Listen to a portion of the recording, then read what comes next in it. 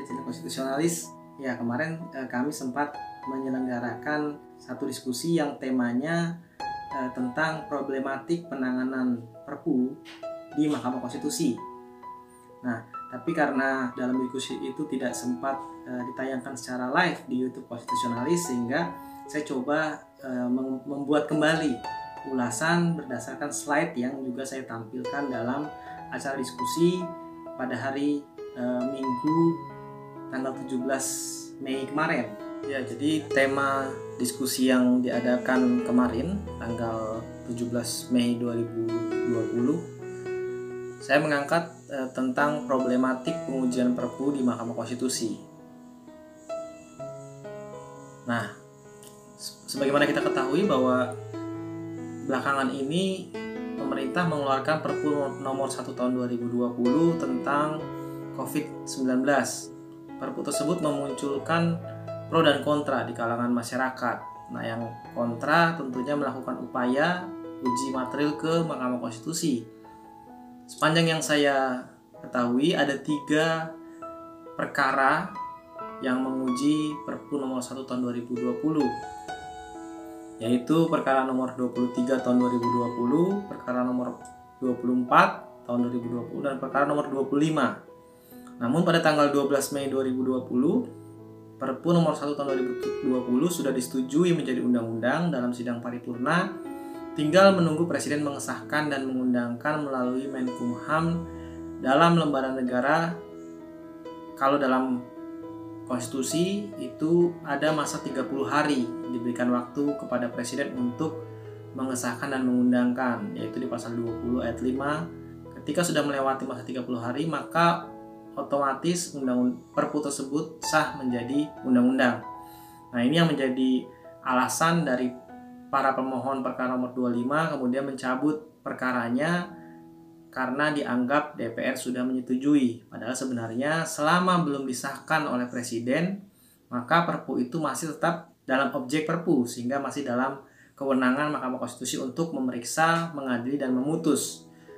Tinggal persoalannya apakah Mahkamah Konstitusi akan lebih dulu memutus sebelum Presiden mengesahkan, atau Mahkamah Konstitusi memutus setelah Presiden mengesahkan. Oleh karenanya putusannya pasti akan kehilangan objek. Nah, ini yang kemudian juga menjadi persoalan, bahwa sebelumnya Mahkamah Konstitusi mengatakan bahwa penanganan Perpu ini merupakan prioritas dari Mahkamah Konstitusi, sehingga mengabaikan perkara-perkara lain yang sebenarnya sudah harus diperiksa oleh Mahkamah Konstitusi karena sudah diregistrasi. Tapi dengan alasan akan memprioritaskan, Mahkamah Konstitusi kemudian mendahulukan menggelar persidangan perkara nomor 23, 24, dan 25. Tapi sebenarnya pemahaman prioritas itu seharusnya bukan kemudian hanya mendahulukan perkara Perpu ini dengan perkara-perkara yang lain, tapi juga seharusnya dalam hal proses pemeriksaan dan nanti sampai putusan seharusnya juga mendapatkan prioritas, yaitu ada tenggat waktu yang cepat atau melakukan pemeriksaan secara cepat. Jadi bukan mendahulukan perkara dengan perkara yang lain, tapi dalam proses pemeriksaannya harus dilakukan secara cepat. Jangan sampai lebih dahulu disahkan menjadi undang-undang sehingga kehilangan objek. Nah, kalau kita melihat masuknya Perpu menjadi bagian dari kewenangan Mahkamah Konstitusi itu pada tahun 2009, di mana melalui putusan nomor 138 tahun 2009 tentang pengujian Perpu nomor 4 tahun 2009, yaitu tentang perubahan atas Undang-Undang 30/2002 tentang KPK, amar putusan itu tidak diterima karena pemohon tidak memiliki legal standing. Tapi walaupun tidak diterima, Mahkamah tetap membuat satu pertimbangan hukum di mana Mahkamah kemudian memperluas kewenangannya yang tadinya hanya berwenang menguji undang-undang, kemudian dimaknai bahwa Perpu sama dengan undang-undang, sehingga Perpu menjadi bagian dari kewenangan Mahkamah Konstitusi. Nah, kalau kita lihat penanganan Perpu di Mahkamah Konstitusi, pasca ditambahkannya Perpu menjadi objek pengujian di Mahkamah Konstitusi melalui putusan 138 tahun 2009, saya coba membuat atau mengumpulkan data-data perkara-perkara pengujian Perpu di Mahkamah Konstitusi. di mana semua pengujian Perpu baik volume maupun material yang diajukan di Mahkamah Konstitusi yang diproses hingga pemeriksaan pokok perkara selalu diputus dengan amar putusan tidak dapat diterima karena dengan konklusi permohonan pemohon telah kehilangan objek karena Perpu telah disahkan dan diundangkan dalam lembaran negara menjadi objek undang-undang. Nah, kita bisa lihat di tabel yang saya coba tampilkan dalam slide ini. Pertama, pada tahun 2009 dalam putusan 138 ini di mana diputus dalam RPH pada tanggal 1 Februari 2010 dan kemudian diucapkan dalam sidang terbuka untuk umum pada tanggal 8 Februari 2010, yaitu menguji tentang Peraturan Pemerintah Pengganti Undang-Undang atau Perpu nomor 4 tahun 2009 tentang perubahan atas Undang-Undang nomor 30 tahun 2002 tentang KPK. Dalam putusannya, permohonan tidak dapat diterima karena pemohon tidak mempunyai legal standing. Lalu selanjutnya pada tahun 2013, MK memutus perkara nomor 90 tahun 2013 diputuskan dalam RPH rapat permusyawaratan hakim tanggal 10 Januari 2014 dan diucapkan dalam sidang terbuka untuk umum pada tanggal 30 Januari 2014. Pengujian ini tentang Perpu nomor 1 tahun 2013 tentang perubahan kedua Undang-Undang Mahkamah Konstitusi. Amar putusannya Mahkamah Konstitusi mengeluarkan ketetapan di mana pemohon menarik permohonannya. Lalu selanjutnya masih di tahun 2013 pada perkara nomor 91 tahun 2013 yang diputus dalam RPH tanggal 27 Januari 2014 dan diucapkan dalam sidang terbuka untuk umum pada tanggal 30 Februari tahun 2014, yaitu objek perkaranya adalah pengujian Perpu nomor 1 tahun 2013 tentang perubahan Undang-Undang MK yang disetujui menjadi undang-undang dalam sidang paripurna DPR tanggal 19 Desember 2013. Dan amar putusannya permohonan pemohon tidak dapat diterima karena kehilangan objek. Lalu selanjutnya dalam perkara nomor 118, 119, 125, 126, 127, 129, dan 130, 135 tahun 2014 diputus dalam RPH pada tanggal 10 Februari tahun 2015 dan diucapkan dalam sidang terbuka untuk umum pada tanggal 18 Februari 2015. Objek perkaranya adalah Perpu nomor 1 tahun 2014 tentang pilkada langsung yang disetujui menjadi undang-undang dalam sidang paripurna DPR tanggal 20 Januari 2015. Ini juga perkara 118 ini adalah perkara yang saya tangani, yaitu amar putusannya permohonan tidak dapat diterima karena permohonan pemohon kehilangan objek. Nah, ini agak menarik karena apa?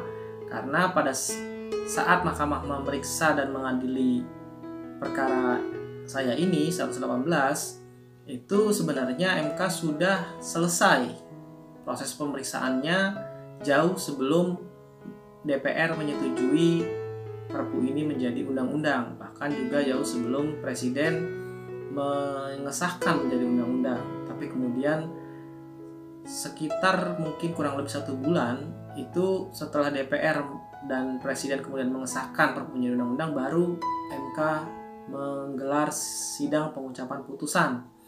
Akhirnya ya lagi-lagi permohonan pemohon tidak dapat diterima karena permohonan pemohon kehilangan objek, di mana objek Perpu sudah menjadi undang-undang.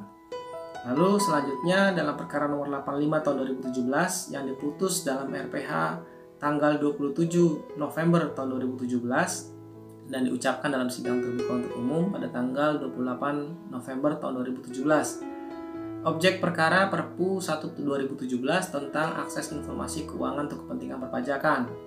Tapi di sini amar putusannya bentuknya ketetapan penarikan kembali permohonan pemohon karena alasan dari pemohon yaitu pemohon tidak memiliki waktu yang cukup untuk perbaikan.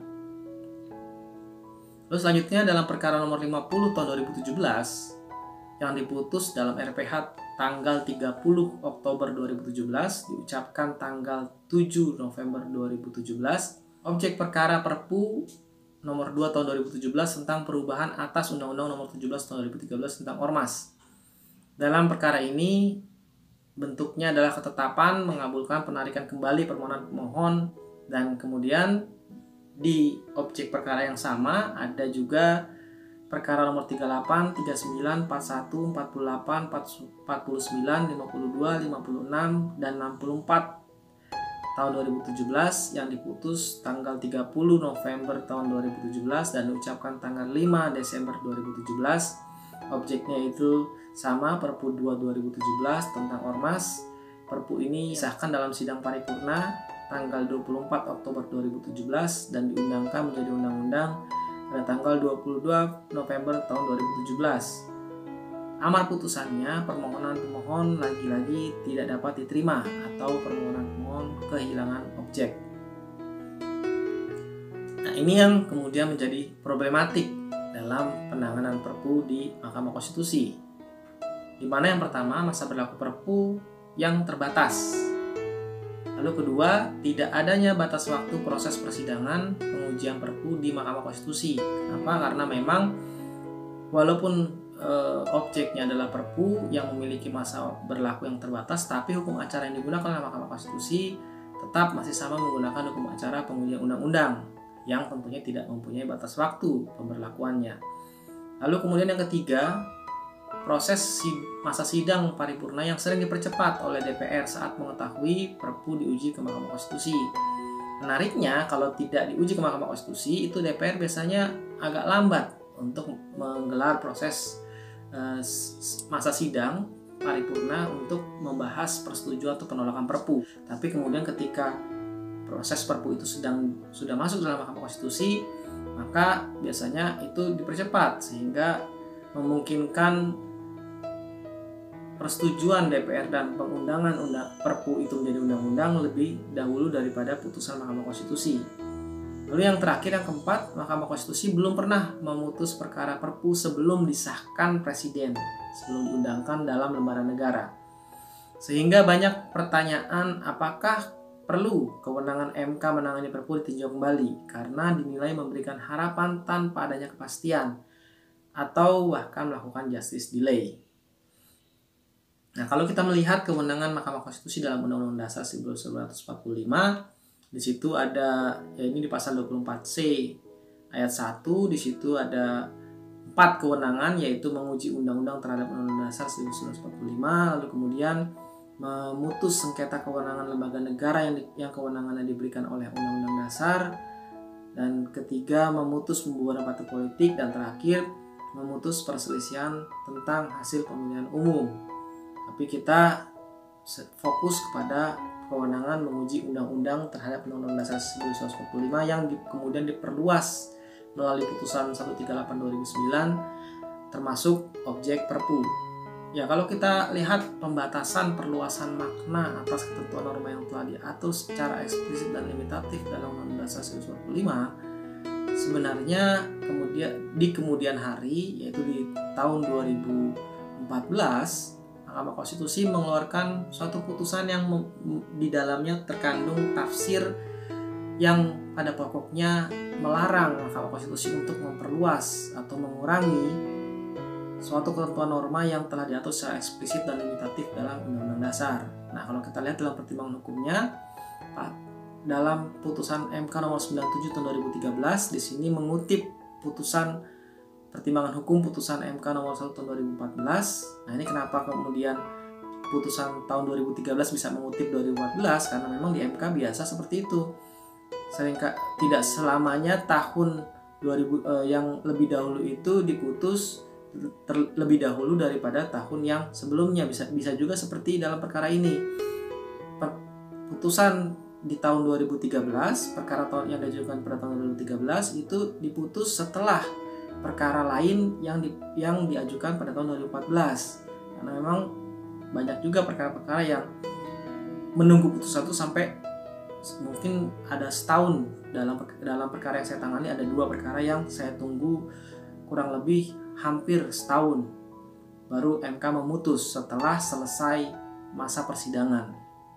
Nah, dalam putusan 97 tahun 2013 itu MK mengutip pertimbangan hukum dalam putusan 1/2014, di mana Mahkamah Konstitusi mengatakan bahwa Selain itu, dalam rangka menjaga sistem ketatanegaraan yang menyangkut hubungan antar lembaga negara yang diatur oleh Undang-Undang Dasar 1945 sebagai hukum tertinggi, Mahkamah harus menggunakan pendekatan yang rigid sejauh Undang-Undang Dasar 1945 telah mengatur secara jelas kewenangan atributif masing-masing lembaga tersebut.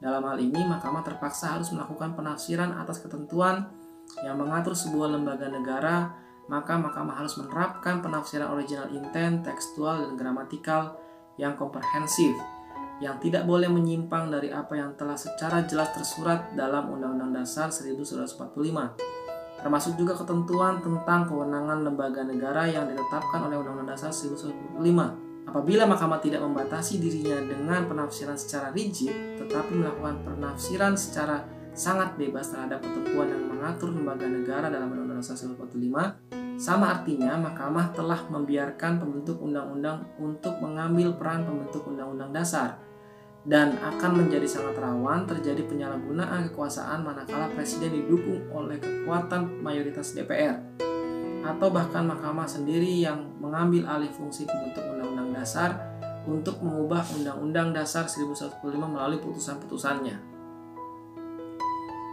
Lalu kemudian pada bagian putusan tersebut dalam paragraf 3.6 antara lain menegaskan pasal 24C ini merupakan dasar kompetensi Mahkamah Konstitusi untuk memeriksa, mengadili, dan memutus perkara yang diajukan kepadanya yang sifatnya limitatif, dalam arti hanya apa yang disebut dalam pasal ini sajalah yang menjadi kewenangan Mahkamah Konstitusi.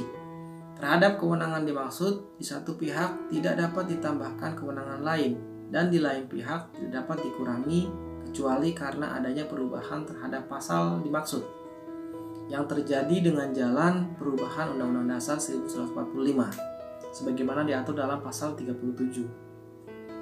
Di samping itu, sebagaimana telah menjadi pendirian Mahkamah dalam pertimbangan putusan nomor 1/2 tahun 2014 tanggal 13 Februari tahun 2014 sebagaimana telah dikutip di atas, kewenangan lembaga negara yang secara limitatif ditentukan oleh Undang-Undang Dasar tidak dapat ditambah atau dikurangi oleh undang-undang maupun putusan Mahkamah Konstitusi, karena akan mengambil peran sebagai pembentuk Undang-Undang Dasar 1945. Dengan demikian, menurut Mahkamah, penambahan kewenangan Mahkamah Konstitusi untuk mengadili perkara perselisihan hasil pemilihan kepala daerah dengan memperluas makna pemilihan umum yang diatur dalam pasal 22E Undang-Undang Dasar adalah inkonstitusional. Nah, ini merupakan perkara yang saya tangani, yaitu pada saat pemohon melihat bahwa kewenangan Mahkamah Konstitusi yang diatur dalam Undang-Undang Dasar 45 hanyalah berwenang menangani perselisihan hasil pemilu, sementara pilkada bukanlah masuk dalam rezim pemilu karena diatur dalam bab yang terpisah, yaitu di bab pemerintahan daerah pada pasal 18.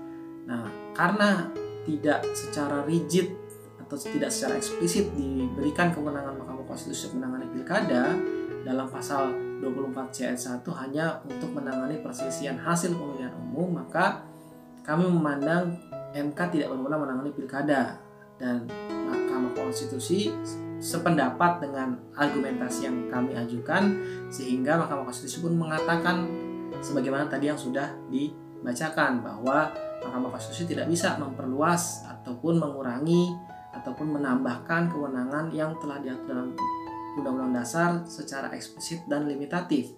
Karena kalau itu dilakukan, Mahkamah Konstitusi sama saja telah mengambil peran dari pembentuk Undang-Undang Dasar 1945. Nah, padahal kalau kita melihat pendapat-pendapat para penggiat, aktivis, pakar pemilu, secara karakteristik atau sifatnya sama dengan pemilu karena dipilih melalui pemilihan umum dengan asas langsung, umum, bebas, dan rahasia. Hanya perbedaannya pemilu dilakukan pada tingkat nasional untuk memilih presiden dan wakil presiden, DPR, DPD, dan DPRD, sementara pilkada di wilayah lokal hanya untuk memilih gubernur, bupati, dan wali kota. Nah, lalu apakah dapat dimaknai Perpu adalah undang-undang? Atau menggunakan redaksional Perpu sama dengan undang-undang? Nah, ini yang kita akan bahas, bahwa perluasan objek pengujian undang-undang di Mahkamah Konstitusi, yaitu dengan masuknya Perpu dalam putusan 138 tahun 2009, itu Mahkamah Konstitusi membuat pertimbangan hukum sebagai berikut, di mana Perpu melahirkan norma hukum dan sebagai norma hukum baru akan dapat menimbulkan A. status hukum baru, B. hubungan hukum baru, dan C. akibat hukum baru. Norma tersebut lahir sejak Perpu disahkan dan nasib dari norma tersebut tergantung kepada persetujuan DPR untuk menerima atau menolak norma hukum Perpu. Namun demikian, sebelum adanya pendapat DPR untuk menolak atau menyetujui Perpu, norma hukum tersebut adalah sah dan berlaku seperti undang-undang.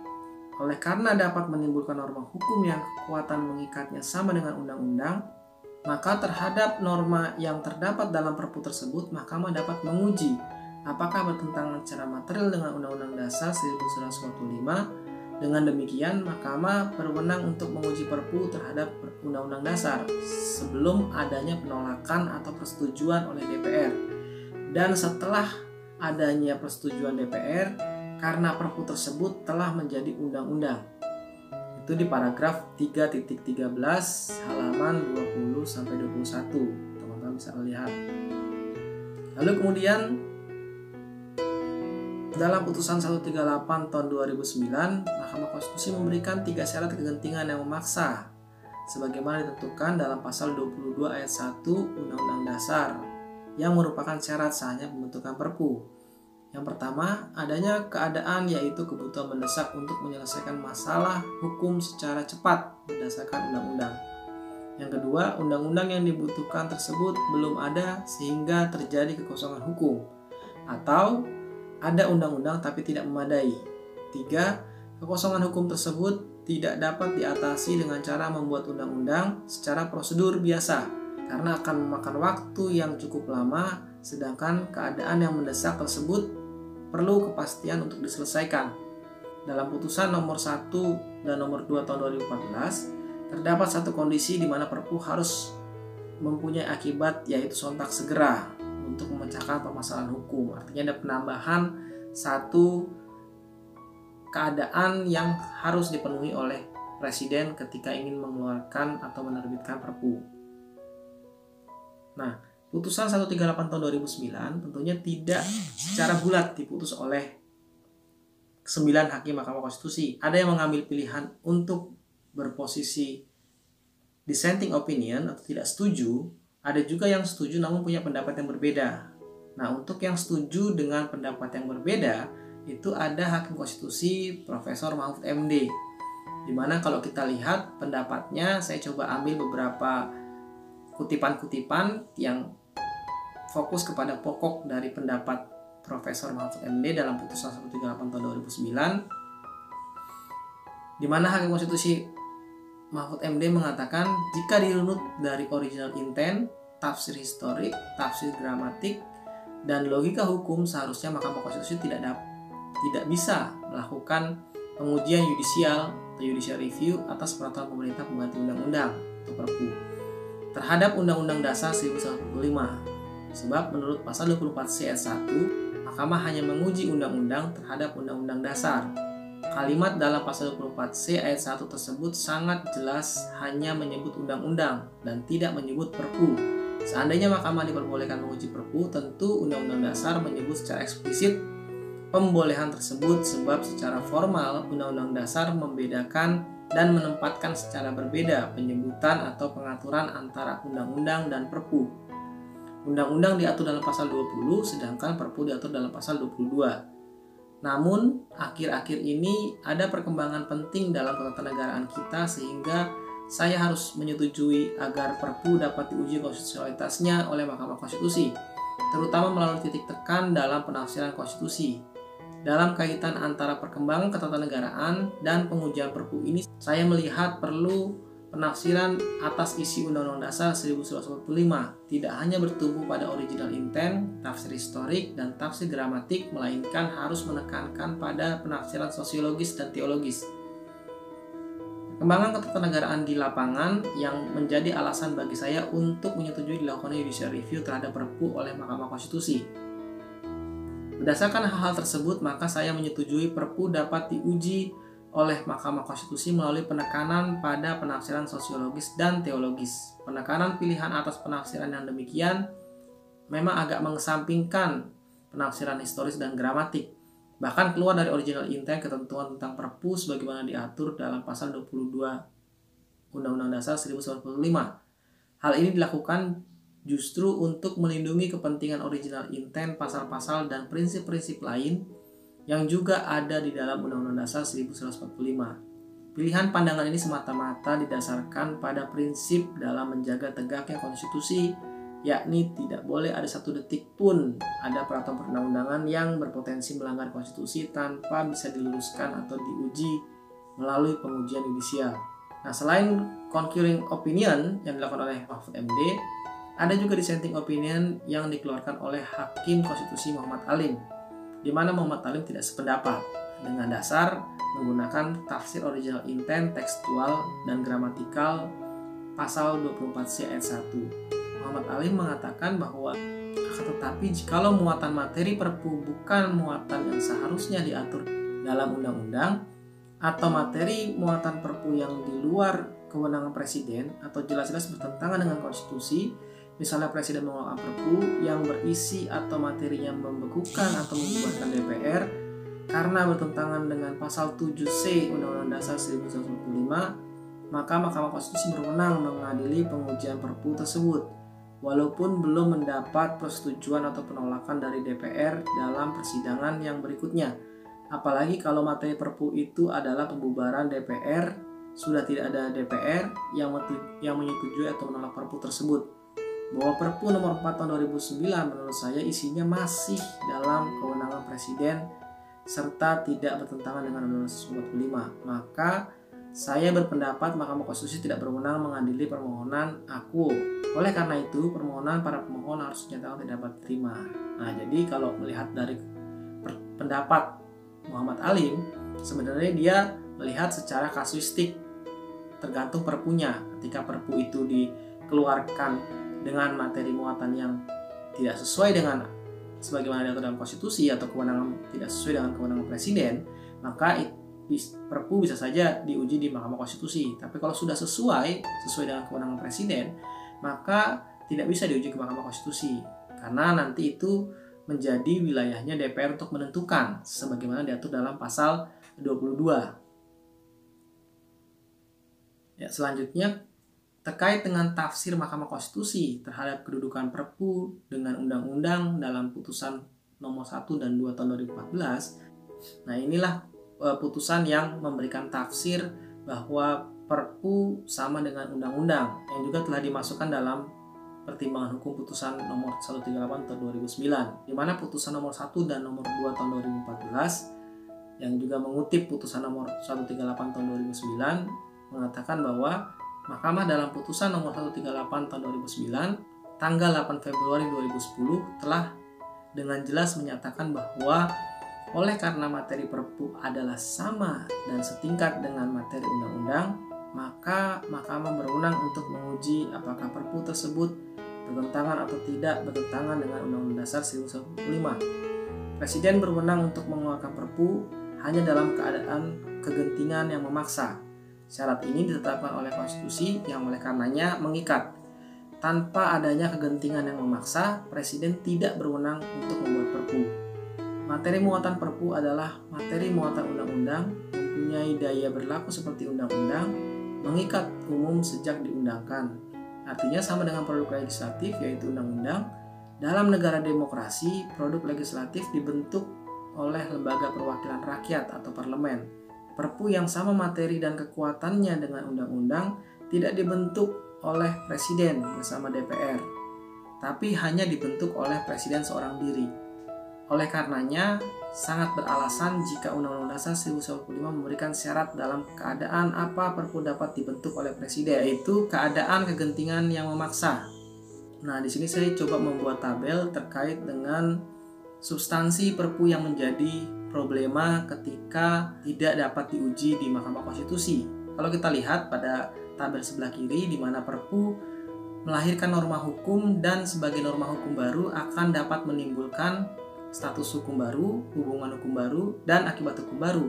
Sementara di tabel sebelah kanan, di mana pembatasan terkait dengan dapat dikeluarkannya Perpu hanya menyangkut prosedur formil, namun tidak ada pembatasan mengenai materi muatan yang tidak dapat diatur dalam Perpu, seperti misalkan pemberian sanksi pidana. Padahal kalau kita melihat dalam pembentukan peraturan undang-undangan, sanksi pidana itu dapat diatur hanya di undang-undang dan di perda. Kenapa? Karena memang membutuhkan persetujuan dari DPR sebagai representasi warga negara. Ini menunjukkan konsep rakyat yang memiliki kedaulatan tertinggi. Tapi kemudian di Perpu itu bisa mengatur termasuk pemberian sanksi pidana karena dianggap sama dengan undang-undang, padahal berlaku sementara.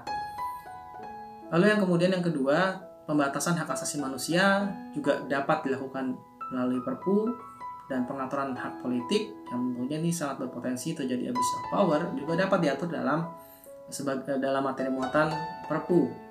Hal ini berpotensi menimbulkan akibat hukum yang merugikan hak konstitusional warga negara saat Perpu diundangkan. Artinya, ketika Perpu mengatur hal-hal seperti pemberian sanksi, pembatasan hak asasi manusia, atau pengaturan hak politik, ini tentunya berpotensi langsung kepada hak konstitusional warga negara. Pertanyaannya, ketika Perpu tidak bisa diuji ke Mahkamah Konstitusi, maka mau dibawa kemana? Artinya, jika Perpu ini tidak bisa diuji ke Mahkamah Konstitusi, apabila Perpu yang dikeluarkan oleh Presiden terdapat ketentuan norma yang merugikan hak konstitusional warga negara yang dijamin dalam Undang-Undang Dasar, maka sebelum ada pendapat DPR untuk menolak atau menyetujui Perpu menjadi undang-undang, kita akan bawanya kemana?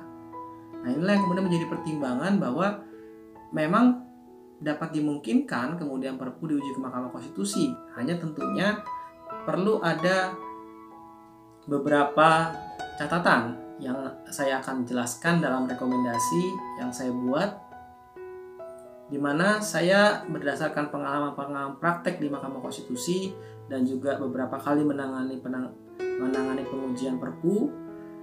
Berdasarkan pengalaman itu, saya melihat perlu adanya hal-hal yang kemudian diatur dalam hukum acara Mahkamah Konstitusi, di mana yang pertama dalam memeriksa, mengadili, dan memutus perkara pengujian Perpu di Mahkamah Konstitusi, ini harus dibedakan dengan model hukum acara pengujian undang-undang. Kenapa? Karena ada tenggat waktu dalam pemberlakuan Perpu.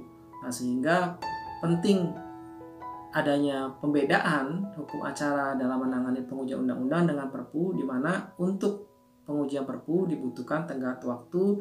Kalau versi saya memberikan pilihan antara 14 sampai 20 hari kerja. Kenapa 14 hari kerja? Karena saya melihat misalkan penanganan perselisihan hasil pemilihan umum untuk presiden itu bisa diselesaikan dalam waktu 14 hari, padahal mencangkup pembuktian dengan wilayah yang sangat luas. Tapi dengan metode yang dilakukan oleh Mahkamah Konstitusi berhasil secara efektif dan maksimal melaksanakan penyelesaian perselisihan hasil pemilihan presiden hanya dengan waktu 14 hari.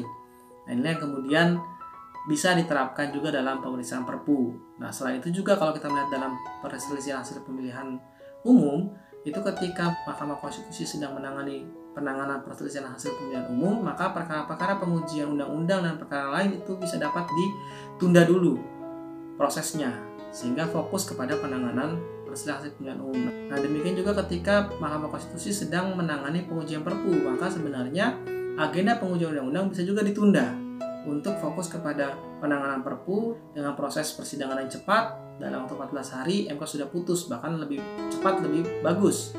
Artinya 14 hari menjadi batas maksimal, sehingga bisa dimungkinkan Mahkamah Konstitusi memutus perkara Perpu sebelum DPR menyetujui Perpu menjadi undang-undang, sehingga warga negara bisa cepat mendapatkan kepastian hukum. Lalu yang kedua, format permohonan pengujian Perpu wajib memasukkan putusan provisi atau profesional agar Mahkamah dapat memberikan putusan yang menjawab tuntutan profesional, yaitu permintaan pihak yang bersangkutan, dalam hal ini DPR, agar sementara diadakan tindakan penundaan pengambilan keputusan persetujuan Perpu menjadi undang-undang guna kepentingan pihak pemohon untuk mendapatkan kepastian hukum sebelum putusan akhir dijatuhkan dalam tenggat waktu yang sudah ditentukan. Nah, hal ini tentunya berbeda dengan permintaan untuk menunda pemberlakuan undang-undang selama proses persidangan di Mahkamah Konstitusi berjalan. Artinya tidak bertentangan dengan pasal 58 Undang-Undang MK yang menyatakan undang-undang yang diuji oleh MK tetap berlaku sebelum ada putusan yang menyatakan bahwa undang-undang tersebut bertentangan dengan Undang-Undang 1945. Nah, ini memang dalam praktek beberapa perkara juga pernah meminta provisi agar pemberlakuan suatu ketentuan norma yang diuji ke Mahkamah Konstitusi itu ditunda pemberlakuannya, dan tentunya ini tidak dimungkinkan karena berdasarkan pasal 58 Undang-Undang Mahkamah Konstitusi itu juga mengatakan bahwa undang-undang yang diuji oleh Mahkamah Konstitusi tetap berlaku atau tetap berjalan sebelum ada putusan yang menyatakan bahwa undang-undang tersebut atau ketentuan norma tersebut bertentangan dengan Undang-Undang Dasar 1945. Tapi berbeda dengan provisi yang saya maksud adalah dalam putusan provisi tersebut kita meminta agar ketika Perpu yang dilakukan oleh Presiden itu masuk dalam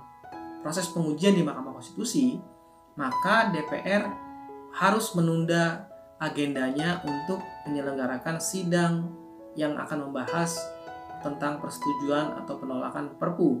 Nah, ini yang bisa menurut saya menjadi solusi agar Mahkamah Konstitusi tidak menjadi terkesan memberikan satu harapan tanpa adanya kepastian hukum. Kenapa? Karena setiap pengujian undang-undang selalu berakhir dengan kehilangan objek. Ya, nah jadi itu teman-teman yang saya jelaskan kemarin juga dalam diskusi webinar yang diselenggarakan oleh YNV Legal Education Center, dan semoga ini bisa menjadi tambahan informasi ataupun pengetahuan bagi teman-teman sekalian. Oke, terima kasih. Salam konstitusionalis.